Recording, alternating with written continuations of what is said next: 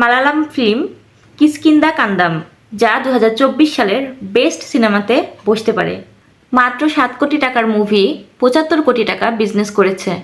ভাবা যায়?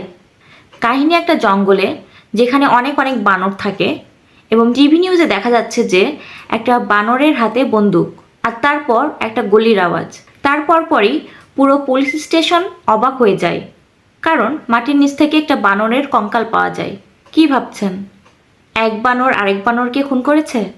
আচ্ছা, মুভিতে ওই সময় ইলেকশন চলছিল, যার কারণে সবার কাছে থাকা বন্দুকগুলো পুলিশের কাছে জমা দিতে হবে। কিন্তু একটা বন্দুক কম জমা হয়, কারণ ওই বন্দুকের মালিকের কাছ থেকেই বন্দুকটি গায়েব হয়ে যায়, মানে চুরি হয়ে যায়।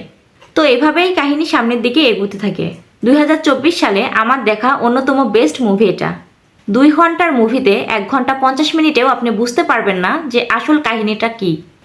এত সুন্দর একটা মুভি আপনি এর আগে দেখেছেন কিনা তা ঠিক আমি জানি না, তবে আমার মনে হয় 2024-এ আমি এত সুন্দর মুভি আর একটাও দেখিনি।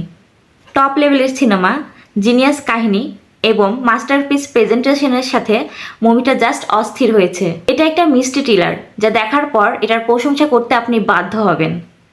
অন্যান্য মিষ্টি থ্রিলারের মতো এই মুভিটা না, এটা একদমই আলাদা লেভেলের একটি মুভি, যা আমার মনে একটি অন্যরকম জায়গা করে নিয়েছে। আর এই মুভির ব্যাকগ্রাউন্ড মিউজিকগুলোর কথা কি বলবো, সেগুলো তো আপনারা দেখলেই বুঝতে পারবেন কতটা সুন্দর এগুলা।